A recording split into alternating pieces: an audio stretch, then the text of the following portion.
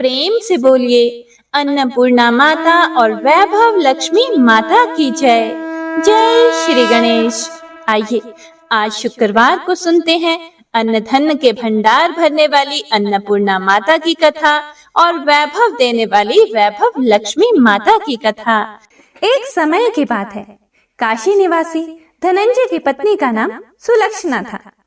उसे अन्य सब सुख प्राप्त थे, केवल निर्धनता ही उसके दुख का कारण थी।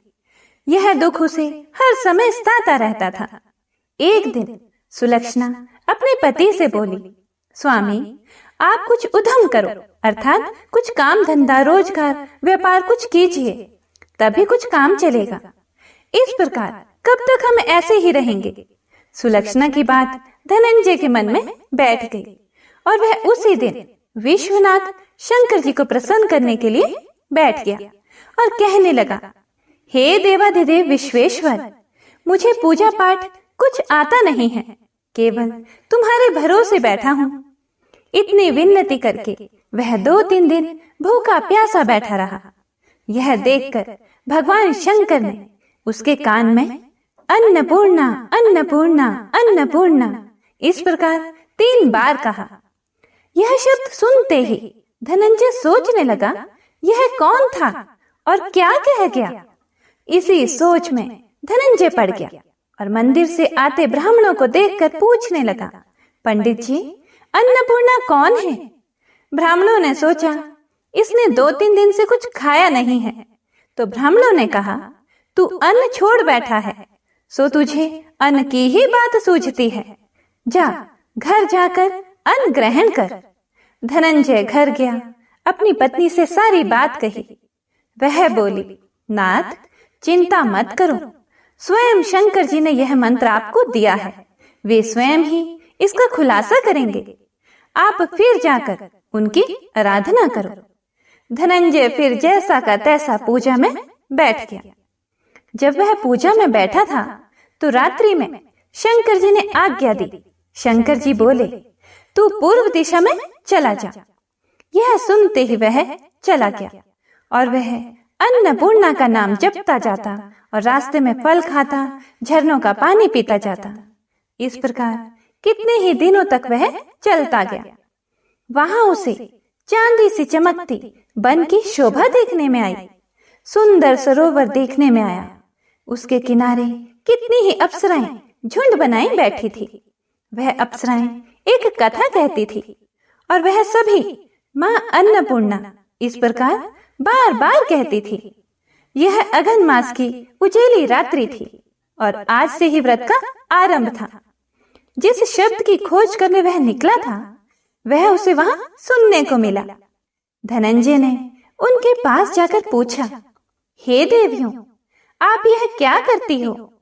उन सब ने कहा, हम सब मां अन्नपूर्णा का व्रत करती हैं। धनंजय ने उनसे पूछा कि ये व्रत कैसे होता है, व्रत करने से क्या होता है, यह आज तक किसी ने किया भी है, इसे कब किया जाए, ये कैसा व्रत है और इस व्रत की विधि कैसी है, मुझसे भी कहो। अप्सराएं कहने लगी, इस व्रत को सब कोई कर सकते हैं। 21 दिन तक के लिए 21 गांठ का सूत लेना चाहिए। 21 दिन यदि ना बने तो 1 दिन उपवास करें।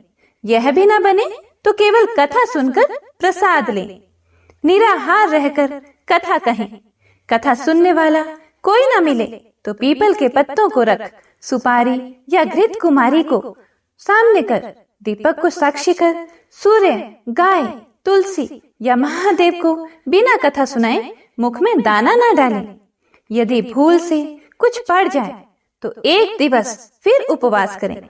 व्रत के दिन क्रोध ना करें और झूठ ना बोलें। धनंजय बोला, इस व्रत के करने से क्या होगा? अप्सराएं कहने लगी, इसके करने से अंधों को नेत्र मिलते हैं, लूलों को हाथ मिलते हैं, निर्धन के घर धन आता है, बांझी को संतान होती है, मूर्ख को विद्या आती है। जो जिस कामना से व्रत करे माँ उसकी इच्छा पूरी करती है। वह कहने लगा, बहनों मेरे भी धन नहीं है, विद्या नहीं है, कुछ भी तो नहीं है, मैं भी तो दुखियारा ब्राह्मण हूँ, मुझे इस व्रत का सूत दोगी? अप्सराएं बोली, हाँ भाई, तेरा कल्याण हो, तुझे हम जरूर देंगे। ले, इस व्रत का मंगल सूत्र ले। धनंजय ने व्रत किया। व्रत पूरा हुआ। तभी सरोवर में से 21 खंड की स्वर्ण सीढ़ी हीरा मोती जड़े हुए प्रकट हुई। धनंजय जय अन्नपूर्णा कहता जाता था। इस प्रकार कितनी ही सीढ़ियां उतर गया तो क्या देखता है कि करोड़ों सूर्य से प्रकाशमान अन्नपूर्णा का मंदिर है। उसके सामने स्वर्ण सिंहासन पर माता अन्नपूर्णा विराजमान है। सामने भिक्षा हेतु भगवान शंकर खड़े हैं। देवांगनाएं चंवर डुलाती हैं। कितनी ही हथियार बांधे पहरा देती हैं। धनंजय दौड़कर जगदम्बा के चरणों में गिर गया। देवी उसके मन का क्लेश जान गई। धनंजय कहने लगा, माता, आप तो अंतर्यामी हो, आपको अपनी दशा क्या बताऊं? माता बोली, तुमने मेरा व्रत किया है तो जा, संसार तेरा सत्कार करेगा। माता ने धनंजय की जिह्वा पर बीज मंत्र लिख दिया। अब तो उसके रोम रोम में विद्या प्रकट हो गई। इतने में क्या देखता है कि वह काशी विश्वनाथ के मंदिर में खड़ा है। माँ का वरदान ले धनंजय घर आया। सुलक्षणा से सब बात कही। माताजी की कृपा से उसके घर में संपत्ति उमड़ने लगी। छोटा सा घर बहुत बड़ा गिना जाने लगा। जैसे शहद के छत्ते में मक्खियां जमा होती हैं, उसी प्रकार अनेक सगे संबंधी आकर उसकी बड़ाई करने लगे और कहने लगे, इतना धन और इतना बड़ा घर, सुंदर संतान नहीं तो इस कमाई का कौन भोग करेगा? सुलक्षणा से संतान नहीं है, इसलिए तुम दूसरा विवाह करो। अनिच्छा होते हुए भी धनंजय को दूसरा विवाह करना पड़ा और सती सुलक्षणा को सौत का दुख उठाना पड़ा। इस प्रकार दिन बीतते गए। फिर अघन मास आया। नए बंधन से बंधे पति से सुलक्षणा ने कहलाया कि हम व्रत के प्रभाव से सुखी हुए हैं, इस कारण यह व्रत हमें छोड़ना नहीं चाहिए। यह माताजी का प्रताप है जो हम इतने संपन्न और सुखी हैं। सुलक्षणा की बात सुन धनंजय उसके यहाँ आया और व्रत में बैठ गया। नई बहू को इस व्रत की खबर नहीं थी। वह धनंजय के आने की राह देख रही थी। दिन बीतते गए और व्रत पूर्ण होने में 3 दिवस बाकी थे कि नई बहू को खबर पड़ी। उसके मन में ईर्ष्या की ज्वाला दहक रही थी। सुलक्षणा के घर आ पहुंची और उसने वहां भड़दंग मचा दी। वह धनंजय को अपने साथ ले गई। नए घर में धनंजय को थोड़ी देर के लिए निद्रा ने आ दबाया। इसी समय नई बहू ने उसका व्रत का सूत तोड़कर आग में फेंक दिया। अब तो माताजी का कोप जाग गया। घर में अकस्मात आग लग गई। सब कुछ जलकर खाक हो गया। सुलक्षणा जान गई और पति को फिर अपने घर ले आई। नई बहू रूठकर पिता के घर जा बैठी। पति को परमेश्वर मानने वाली सुलक्षणा बोली, नाथ, घबराना नहीं, माताजी की कृपा अलौकिक है। पुत्र कुपुत्र हो जाता है पर माता कुमाता नहीं होती। अब आप श्रद्धा और भक्ति से आराधना शुरू करो, वे जरूर हमारा कल्याण करेंगी। धनंजय फिर माता के पीछे पड़ गया। फिर वही सरोवर सीढ़ी प्रकट हुई। उसमें माँ अन्नपूर्णा कहकर वह उतर गया। वहां जा माताजी के चरणों में रुदन करने लगा। माता प्रसन्न हो बोली, यह मेरी स्वर्ण की मूर्ति ले, उसकी पूजा करना, तू फिर सुखी हो जाएगा। जा, तुझे मेरा आशीर्वाद है। तेरी स्त्री सुलक्षणा ने श्रद्धा से मेरा व्रत किया है, उसे मैंने पुत्र दिया है। धनंजय ने आंखें खोली तो खुद को काशी विश्वनाथ के मंदिर में खड़ा पाया। वहां से फिर उसी प्रकार घर को आया। इधर सुलक्षणा के दिन चढ़े और महीने पूरे होते ही पुत्र का जन्म हुआ। गांव में आश्चर्य की लहर दौड़ गई। मानता आने लगी। इस प्रकार उसी गांव के निसंतान सेठ के पुत्र होने पर उसने माता अन्नपूर्णा का मंदिर बनवा दिया। उसमें माताजी धूमधाम से पधारी, यज्ञ किया और धनंजय को मंदिर के आचार्य का पद दे दिया। जीविका के लिए मंदिर की दक्षिणा और रहने के लिए बड़ा सुंदर सा भवन दिया। धनंजय स्त्री पुत्र सहित वहां रहने लगा। माताजी के चढ़ावे में भरपूर आमदनी होने लगी और उधर नई बहू के पिता के घर डाका पड़ा। सब लूट गया। वे भीख मांगकर पेट भरने लगे। जब सुलक्षणा ने यह सुना तो उन्हें बुलावा भेजा, अलग घर में रख लिया और उनके अन्न वस्त्र का प्रबंध कर दिया।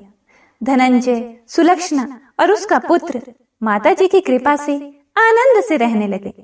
माता जी ने जैसे इनके भंडार भरे वैसे सबके भंडार भरे। कथा को सुनने वाले, कथा को सुनाने वाले और हुंकारा भरने वाले सभी के भंडार भरना। कथा अधूरी हो तो पूरी करना, पूरी हो तो मान करना। प्रेम से बोलिए अन्नपूर्णा माता की जय। आइए अब पूरे भक्ति भाव से श्रवण करते हैं संपूर्ण वैभव लक्ष्मी व्रत कथा का। एक बहुत बड़ा नगर था जिसकी जनसंख्या बहुत ज्यादा थी। दूर दूर के लोग इस नगर में काम धंधे, नौकरी, रोजगार की तलाश में यहाँ आते थे और जब रोजगार मिल जाता था तो यहीं पर जम जाते थे, यहीं रहने लग जाते थे। ये लोग अपने काम धंधों में ऐसे व्यस्त रहते कि अपने अतिरिक्त किसी की भी परवाह नहीं करते थे। लोभ, स्वार्थ ने घर के सदस्यों से भी प्रेम व्यवहार कम कर दिया था। ममता, प्यार, दया, सहानुभूति, परोपकार जैसे संस्कार बहुत कम हो गए थे।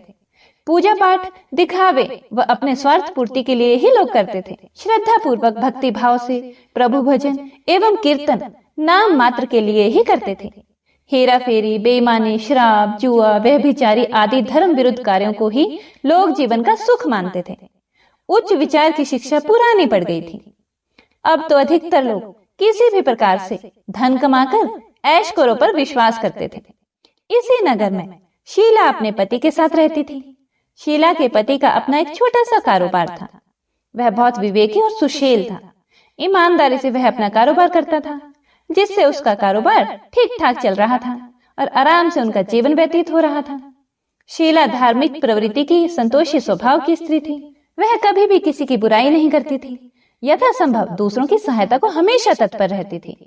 घर के कार्यों से बचे समय का सदुपयोग वह प्रभु भजन व कीर्तन करने अथवा धार्मिक या ज्ञानवर्धक पुस्तकें पढ़ने में बिताती थी। वास्तव में उनकी गृहस्थी एक आदर्श गृहस्थी थी। आसपास के अधिकांश लोग उस परिवार की बहुत ही सराहना करते थे, किंतु कुछ लोग जिन्हें दूसरों की खुशी देखकर जलन होती है, उन्हें सुख संतोष पूर्वक जीवन यापन करते देख मन ही मन जलते थे। वे इस प्रयास में रहते थे कि किसी भी प्रकार शीला के पति को गलत रास्ते पर चलाकर उसकी धन संपत्ति से, उसकी दौलत से खुद ऐश करें। शीला का गृहस्थ जीवन इसी प्रकार हंसी खुशी चल रहा था। पर कहावत है ना, सब दिन होत न एक समान। मनुष्य के जीवन में सुख दुख, लाभ हानि लगे रहते हैं। शीला के पति को भी अपने कारोबार में काफी घाटा उठाना पड़ा। ऐसा लग रहा था कि जैसे मानो कुछ भाग्य ही उसका रूठ गया हो। वह अपने कारोबार में हुए घाटे का जल्द से जल्द लाभ में बदलने के चक्कर में गलत लोगों से मित्रता कर बैठा। ये झूठे मित्र उसे जल्द ही करोड़पति बनने का सपना दिखाने लगे और उसे जुआ, घुड़दौड़, शराब आदि के कुचक्कर में डाल दिया। भला आज तक जुए, शराब आदि कुटेबों से कौन धनवान हुआ है जो वह धनवान हो पाता? शीला का पति करोड़पति तो बना नहीं, खाकपति जरूर बन गया। वह रोडपति बन गया, यानी रास्ते पर भटकते भिखारी जैसी उसकी स्थिति हो गई थी। जल्द से जल्द अमीर बनने के लालच में वह घर में थोड़ी बहुत बची धन संपत्ति, गहने जेवर आदि सभी गंवा बैठा। एक समय ऐसा था कि पति पत्नी सुखपूर्वक जीवन व्यतीत कर रहे थे। कुछ ही दिनों में ऐसा समय आ गया कि उनको 2 समय के भोजन के भी लाले पड़ गए। घर में दरिद्रता, भूखमरी का माहौल हो गया। इससे शीला का पति और भी ज्यादा चिड़चिड़ा हो गया। वह बात बेबात पर अपनी पत्नी शीला के साथ गाली गलौज और मारपीट करने लगा। शीला एक सुशील और संस्कारी स्त्री थी। वह पति को अपना सब कुछ समझती थी। पति के ऐसे व्यवहार से वह दुखी तो बहुत थी, लेकिन भगवान पर भरोसा रखकर वह यह सब दुख सहने लगी। वह यह सोचकर सहती रही कि दुख के बाद सुख जरूर आएगा। कहते हैं ना, दुख में ही भगवान याद आते हैं। इसीलिए शीला को भी हर समय प्रभु पर भरोसा था और विश्वास था कि भगवान उसे सुख के दिन भी अवश्य दिखाएगा। आज दुख तो कल सुख जरूर आएगा। एक दिन दोपहर को शीला दुखी हृदय से भगवान को याद कर रही थी कि हे प्रभु, हम तेरे छोटे बच्चे हैं, हमारी गलतियां और अपराधों को क्षमा करो। हे भगवान, मेरे पति को सद्बुद्धि दो। अभी वह ऐसा कह ही रही थी कि अचानक किसी ने उसके दरवाजे पर दस्तक दी। शीला मन में सोचने लगी कि इस समय मुझ गरीब के घर में कौन आ सकता है। जितने भी मेरे सगे संबंधी यार दोस्त थे वो तो पहले ही हमसे किनारा कर बैठे हैं। यह सोचते सोचते वह दरवाजा खोलने चली गई और जब उसने दरवाजा खोला तो देखा सामने एक वृद्ध महिला खड़ी थी। शरीर पर झुर्रियां थी किंतु चेहरे से अलौकिक तेज टपक रहा था। उनकी आंखों से करुणा और प्यार का मानो अमृत बह रहा था। शीला उस वृद्ध महिला को पहचानती तो नहीं थी, फिर भी आदर के साथ उन्हें अपने घर के अंदर ले आई। उनके घर में बैठाने के लिए आसन तक नहीं था, इसीलिए सुकुचाते हुए शीला ने एक फटी हुई चादर बिछाकर उन्हें बैठने को कहा। वृद्धा महिला उसी चादर पर आराम से बैठ गई। वृद्ध महिला को देखकर शीला के मन को कुछ शांति सी महसूस हुई। वृद्धा ने उससे पूछा, शीला मुझे पहचानती हो या नहीं? शीला बोली, मां जी आपको देखते ही कुछ अपनापन तो महसूस हुआ मुझे। ऐसा लगता है जैसे आप मेरे बहुत नजदीकी हो। आपको देखकर मेरा रोम रोम खिल उठा है, जैसा अक्सर किसी खास परिचित व्यक्ति अर्थात किसी अपने खास रिश्तेदार से मिलने पर होता है। लेकिन मुझे कुछ याद नहीं आ रहा कि मैंने आपको कहाँ देखा था। वृद्धा ने अपनापन दिखाते हुए कहा, क्यों इतनी जल्दी भूल गई? अभी कुछ दिन पहले ही तो लक्ष्मी जी के मंदिर में आई थी और मंदिर में आकर शुक्रवार को भजन कीर्तन किया था तुमने। मैं भी उसमें जाया करती थी। हर शुक्रवार को मैं तुमसे वहां मिलती थी। जब से शीला का पति गलत लोगों की संगत में बैठकर घर लुटाने लगा था, तभी से शीला बाहर निकलने में शर्म महसूस करने लगी थी। इसीलिए उसने मंदिर में जाना भी बंद कर दिया था। शीला ने याद करने की कोशिश की कि वह कब उस बुढ़िया मां से मिली थी, परंतु उसको कुछ याद नहीं आया। तभी वृद्ध महिला बोली, बेटी तू मंदिर में कितने मधुर भजन गाती थी। बहुत दिन से तू वहां नहीं आई। मैंने सोचा चलो चलकर तुम्हें देखती हूँ, कहीं तुम बीमार तो नहीं हो। यही सोचकर मैं यहाँ चली आई। वृद्धा के ममत्व भरे वचनों को सुनकर शीला का हृदय भर आया। उसने अपने आंसू रोकने की कोशिश की, परंतु वह असफल रही और फूट फूट कर रोने लगी। यह देखकर वह बुढ़िया माँ उसके पास आई और उसके सिर पर प्यार भरा हाथ फेरकर उसे सांत्वना देने लगी। वृद्ध महिला बोली, बेटी जीवन में सुख और दुख तो आते ही रहते हैं। हमेशा सुख या हमेशा दुख कभी किसी पर नहीं रहता, अतः दुखों से घबराना नहीं चाहिए। शीला बोली, मां जी मैं थोड़े दुख में कभी नहीं घबराई, किंतु अब सहा नहीं जाता। ऐसा कहते कहते वह फिर से रोने लगी। वृद्ध महिला फिर से सांत्वना देती हुई बोली, धैर्य रखो बेटी और अपनी व्यथा मुझे बताओ। तुझे क्या दुख खाया जा रहा है? इस प्रकार बताने से तेरा मन भी थोड़ा हल्का हो जाएगा और मुझसे हो सकेगा तो तेरे दुख दूर करने का उपाय भी तुझे बता दूंगी। वृद्ध महिला की बात सुनकर शीला के मन को बहुत राहत मिली। उसने बुढ़िया मां को अपनी दुख भरी कथा सुनानी शुरू कर दी। वह बोली, मां जी पहले मेरे परिवार में बहुत सुख शांति थी। मेरे पति बहुत मेहनती, ईमानदार और सुशील थे। भगवान की कृपा से मेरे घर में खुशियां ही खुशियां थी। किसी भी कार्य में हमें कभी भी धन की कमी महसूस नहीं होती थी। अचानक हमारे भाग्य ने पलटा खाया। मेरे पति को अपने कारोबार में घाटा हुआ। अधिक धन कमाने के चक्कर में वे बुरे लोगों की संगत में आ गए और वे जुआ, शराब, रेस आदि कुटुंबों में फंस गए। इस प्रकार उन्होंने अपना सब कुछ गंवा दिया। आज हम बिल्कुल कंगाल हो गए हैं माँ। अब तक तो जैसे तैसे घर की छोटी मोटी चीजें बेचकर अपना गुजारा कर रहे थे। अब तो घर की सभी वस्तुएं भी समाप्त हो गई हैं। हम दर दर की ठोकरें खाने वाले भिखारी हो गए हैं। वृद्ध महिला बोली, बेटी कर्म की गति बड़ी न्यारी होती है। मनुष्य यदि अच्छे कर्म करे तो उसे दुख नहीं उठाना पड़ता। कुछ पिछले जन्मों के कारण लाभ हानि अथवा सुख दुख मनुष्य पर आते रहते हैं। ऐसे में वह संयम से काम ले और भगवान पर भरोसा रखे तो शीघ्र ही उन दुखों से पार पा लेता है। बेटी तेरे दिन भी अवश्य फिरेंगे। मैं तुझे एक उपाय बताती हूँ। तू भगवती महालक्ष्मी की भक्त है। वे तो स्वयं धन की देवी और प्रेम तथा करुणा की अवतार है। अपने भक्तों पर उनकी कृपा सदा बनी रहती है। इसीलिए तू उन्हीं महालक्ष्मी जी का व्रत कर, वे अवश्य ही तेरा कष्ट दूर करेंगी। बुढ़िया माँ की बात सुनकर शीला बहुत प्रसन्न हुई। उसने पूछा, माँ जी, श्री महालक्ष्मी जी का व्रत कैसे किया जाता है, यह मुझे समझा कर कहो, मैं इस व्रत को अवश्य करूंगी। बुढ़िया माँ ने कहा, बेटी, श्री महालक्ष्मी जी का व्रत बहुत ही सरल है। इसके करने से धन संपत्ति, सुख, वैभव और यश प्राप्त होता है। कुंवारी लड़कियों को मनचाहा पति मिलता है, निसंतान को संतान हो जाती है, किसी की खोई हुई वस्तु हो वह भी वापस मिल जाती है, कोई अन्य मनोकामना भी किसी की हो तो वह भी इस व्रत को करने से पूर्ण हो जाती है। धन और वैभव प्रदान करने के कारण ही देवी महालक्ष्मी को धन लक्ष्मी अथवा वैभव लक्ष्मी भी कहा जाता है। शुक्रवार का दिन देवी का दिन होता है, इसीलिए यह व्रत शुक्रवार को ही किया जाता है।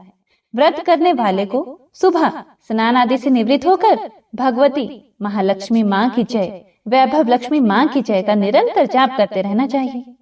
सायंकाल अपने घर के एक कोने में चौका लगाकर अथवा साफ करके एक चौकी लगा दो। उसके ऊपर एक साफ कपड़ा बिछाकर उस पर थोड़े से चावल रखो।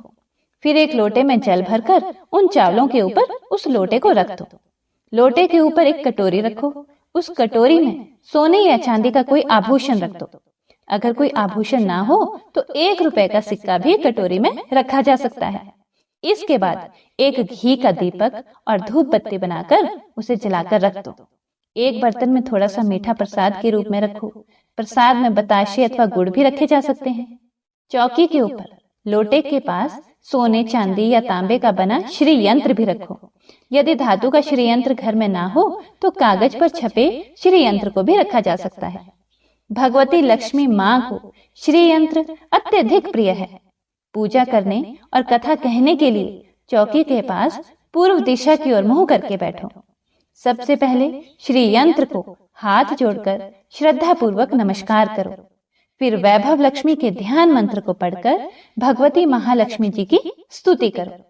जिन्हें संस्कृत में भी ध्यान व मंत्र कहने में कठिनाई हो वे सरल भाषा में भी ध्यान व स्तुति कर सकते हैं। जैसा कि हमने ऊपर आपको कथा शुरू करने से पहले स्तुति सुनाई है, आप वैसे भी हिंदी में स्तुति कर सकते हैं। भगवती महालक्ष्मी दिखावे की नहीं बल्कि भाव की भूखी हैं। इसके बाद कटोरी में रखे आभूषण या रुपए पर हल्दी, कुमकुम और चावल चढ़ा दो। फिर दोनों हाथों से लाल रंग के पुष्प अर्पित कर प्रसाद का भोग लगाएं और धूप व दीप दिखाओ। पुनः लक्ष्मी जी का स्तुति करके लक्ष्मी महिमा गाओ और आरती उतारो। फिर मन ही मन में सच्चे हृदय से जय महालक्ष्मी माँ का 11 बार उच्चारण करो। इसके बाद 11 या 21 शुक्रवार को व्रत करने का संकल्प लेकर अपनी मनोकामना पूरी करने के लिए माँ से हाथ जोड़कर विनती करो। अंत में माँ का प्रसाद बांट दो और थोड़ा सा प्रसाद अपने लिए रखो।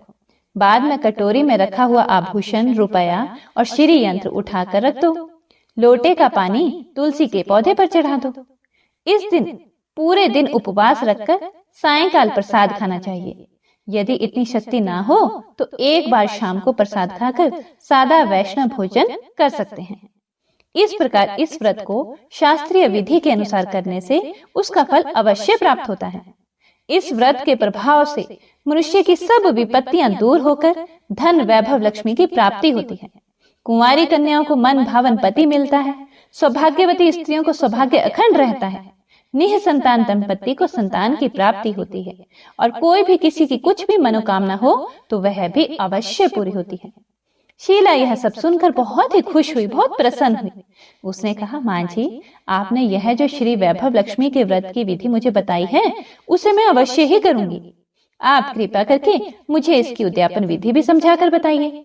वृद्ध महिला ने कहा, बेटी, इस व्रत की उद्यापन करने की विधि भी बहुत ही आसान है, बहुत सरल है। ध्यान से सुनो। 11 या 21 जितने शुक्रवार को व्रत करने का आपने संकल्प किया हो उतने व्रत पूर्ण श्रद्धा और भावना पूर्वक पूरे होने पर अंतिम शुक्रवार को उद्यापन किया जाता है। इस दिन पूजा विधि हर शुक्रवार को की गई पूजा विधि की तरह ही की जाती है। इस दिन प्रसाद के लिए नारियल गिरी और खीर का प्रसाद वितरित किया जाता है। प्रसाद के साथ कम से कम 7 कुंवारी या सौभाग्यवती स्त्रियों को कुमकुम का तिलक लगाकर श्री वैभव लक्ष्मी व्रत कथा की एक पुस्तक भेंट दी जाती है। अंत में फिर भगवती श्री महालक्ष्मी के विभिन्न स्वरूपों को श्रद्धा पूर्वक हाथ जोड़कर नमस्कार करो और मन ही मन माँ से प्रार्थना करो कि हे महालक्ष्मी माँ, हे धन लक्ष्मी माँ, हे वैभव लक्ष्मी माँ, मैंने सच्चे मन से आपका व्रत पूर्ण किया है। फिर भी मुझसे कोई गलती या अपराध हुआ हो उसे क्षमा करना और हमारी अर्थात जो भी आपकी मनोकामना हो उसे कहें कि हे माँ, हमारी मनोकामना को पूर्ण करना, हमारा सबका कल्याण करना, हमारी विपत्तियों को दूर करके हमें धन वैभव प्रदान करना। हे देवी माँ, आपकी महिमा अपरंपार है। बुढ़िया माँ से श्री वैभव लक्ष्मी के व्रत की शास्त्रीय विधि सुनकर शीला का मन मयूर जैसे नाच उठा। उसे लगा मानो उसे मन मांगी मुराद मिल गई हो। उसने तत्काल ही अपनी आंखें बंद करके मन ही मन संकल्प लिया कि हे वैभव लक्ष्मी माँ, मैं आपका 21 शुक्रवार तक बुढ़िया माँ द्वारा बताई गई शास्त्रीय विधि के अनुसार व्रत और उद्यापन करूंगी। इस प्रकार संकल्प करके जैसे ही शीला ने आंखें खोली तो वृद्ध माँ को कमरे में नहीं पाया। उसने घर के बाहर आकर देखा किंतु वहां भी उसे कहीं माँ जी दिखाई ना दी। उसे बहुत आश्चर्य हुआ कि थोड़ी ही देर में माँ जी कहाँ गायब हो गई। वास्तव में वे साक्षात भगवती महालक्ष्मी थी जो अपनी भक्त शीला को वृद्धा का वेश रखकर रास्ता दिखाने आई थी। अगले ही दिन शुक्रवार था। शीला सुबह नहा धोकर मन ही मन जय महालक्ष्मी माँ, जय वैभव लक्ष्मी माँ का जाप करने लगी। सायंकाल वह वैभव लक्ष्मी माँ की पूजा करने बैठी। घर में कोई आभूषण तो था नहीं। आभूषण के नाम पर उसकी नाक की एकमात्र लौंग बाकी बची थी। उसने वही निकालकर धोकर कटोरी में रखी। घर में थोड़ी शक्कर रखी थी, उसका प्रसाद बनाया और फिर बुढ़िया माँ के द्वारा बताई गई विधि के द्वारा वैभव लक्ष्मी माता का पूजन किया। पूजन के पश्चात उसने प्रसाद अपने पति तथा अन्य लोगों को वितरित किया। अंत में स्वयं ग्रहण किया। श्री वैभव लक्ष्मी माँ का प्रसाद खाते ही शीला के पति के स्वभाव में परिवर्तन आने लगा। उसके पति का चिड़चिड़ापन भी कम होने लगा और उसका मन कुटैबों से दूर होकर कारोबार जो पहले बिल्कुल ठप हो गया था फिर से जमने लगा।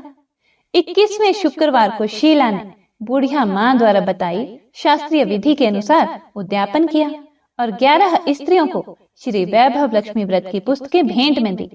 फिर भगवती महालक्ष्मी के वैभव लक्ष्मी स्वरूप को मन ही मन प्रणाम कर प्रार्थना की कि हे वैभव लक्ष्मी माँ, मैंने आपके व्रत की जो मनौती मानी थी वह आज पूर्ण हुई है। हे माँ, हमारे संकटों को दूर कर हमारा कल्याण करो।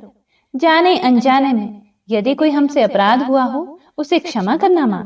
हमें धन संपत्ति और वैभव प्रदान करना, हमें सद्बुद्धि देना। हे माँ, आपकी महिमा अपरंपार है, आपकी सदा जय हो। इस प्रकार व्रत संपूर्ण होने के बाद कुछ ही दिनों में शीला के पति के कारोबार में अच्छा लाभ होने लगा। उसने शीला को उसके जेवर वापस दिला दिए और घर में पहले जैसी सुख शांति आ गई। श्री वैभव लक्ष्मी माँ के प्रताप को देखकर अन्य बहुत सी औरतों ने भी उनका विधि पूर्वक व्रत किया और मन भावन फल प्राप्त किया। हे महालक्ष्मी माँ, हे वैभव लक्ष्मी माँ, जैसे आपने शीला पर कृपा की ऐसे ही अपने अन्य भक्तों पर भी कृपा करना। हे माँ, कथा को सुनने वाले, सुनाने वाले और हुंकारा भरने वाले सभी पर अपनी कृपा बनाए रखना। बोलो श्री वैभव लक्ष्मी माता की जय। उम्मीद करती हूँ आपको आज की ये वीडियो अच्छी लगी होगी। अच्छी लगी हो तो लाइक तो जरूर कीजिएगा और अगर आप चैनल पर पहली बार आए हैं और आपको वीडियो अच्छी लगी हो तो चैनल को सब्सक्राइब जरूर कीजिएगा